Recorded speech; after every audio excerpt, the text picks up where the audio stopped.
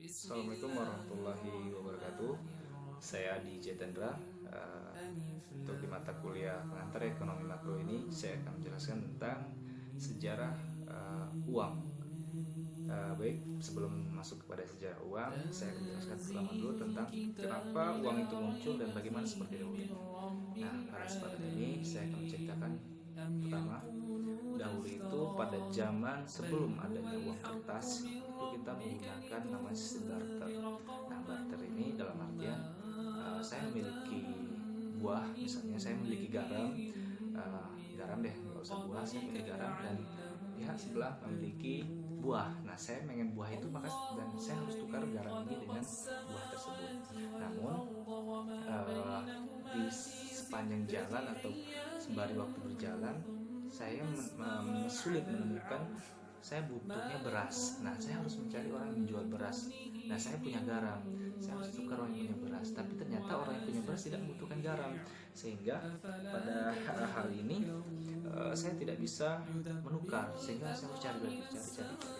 Nah, mungkin bertemu seperti itu, namun hal ini kesulitan. Nah, dalam hal inilah muncul ide-ide kreatif, dalam artian muncul uang logam. Uang logam ini sebagai alat tukar. Namun dahulu itu uang logamnya bagus, ada seperti emas ya, emas atau perak. Nah, ini pun sebenarnya akan terjadi suatu kendala lagi, di mana uang ini saya punya logam mungkin sudah banyak kaya seperti itu, mungkin 2 karung 3 karung. Pada saat ada transaksi yang gede atau saya pengen beli motor kan mungkin 15 juta. Nah, saya bawa uang logam 15 juta mungkin ke dealer itu pakai 15 karung, mungkin begitu, 1 karung 1 juta, kan nggak mungkin. Hal ini menjadi suatu peluang bagi mereka untuk menciptakan uang kertas, dan juga penyimpan uang logam ini agak sulit dahulu, sangat banyak sekali. Nah, sekarang yang bersifat logam itu hanya uang pecahan kecil, lalu pecahan yang disebut dengan emas batangan seperti itu bisa. Nah, inilah kenapa terjadinya ide-ide pembentukan uang. Oke, untuk itu saya sementara untuk jelaskan ini, nanti saya akan jelaskan lagi sejarah uang kertas itu seperti apa, pencetakan dan segala macam.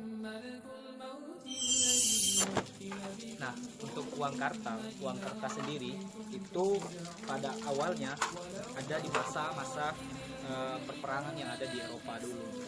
Jadi uang yang perak logam itu dulu digunakan karena perbedaan negara itu macam-macam. Setiap negara mencetak logam. Namun yang jadi masalahnya mungkin setiap negara itu mempunyai kadar emas, kadar peraknya itu berbeda-beda, sehingga mereka tidak ingin ya, karena tidak yakin seperti itu. Nah, dan disitulah mulai mencetak uang kertas. Namun uang kertas di sana pakai sandi dalam artian kita menukarkan emas, lalu emasnya itu dikasih uang itu seperti sertifikat, itu dapat uang. Namun lama kelamaan mereka merasa tertipu, sehingga mereka terjadilah penarikan uang besar di masa Eropa. Lalu kita lanjutkan pada Amerika dan Inggris. Nah, di sini selalu cekcok. Amerika dan Inggris ini pengen Amerika bikin uang sendiri, Inggris sendiri. Namun orang-orang Inggris tidak boleh mereka bikin, karena mereka dulu itu kurang kuat lah, baik dari segi ekonomi dan tentara. Namun setelah itu Presiden John Kennedy naik, lalu mereka memerintahkan untuk mencetak uang logam dan uang kertas juga. Dengan apa? Dengan stok cadangan emas yang banyak. Nah, di sini mulainya uang kartal itu dimulai. Namun setelah itu 6 bulan jalan John Kennedy dibunuh. Karena apa? Kebijakan John Kennedy ini tidak layak bagi konglomerat, merasa tertipu dan segala macam. Para bank-bank sentral itu merasa tidak yakin lagi. Akhirnya bank sentral ini membuat suatu konspirasi baru, sehingga dalam hal ini John Kennedy dibunuh dan naiklah lagi presiden yang baru. Nah, presiden yang baru ini menghapus semua kebijakan-kebijakan yang dibuat oleh John Kennedy. Nah, di sini mulai uang kartal itu dimulai di Amerika ini. Nah, setelah itu baru lanjut ke Indonesia.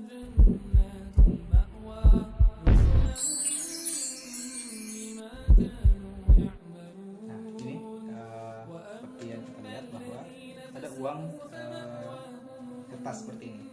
Ini pertama kali itu di Indonesia dicetak pada masa ya Belanda di Belanda dan datang ke Indonesia itu, sehingga mereka menciptakan uang kertas hanya untuk alat pembayaran yang sah.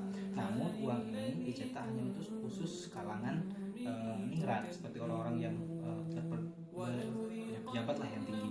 Namun uang ini hanya dicetak sebagai muka aja, seperti kwitansi.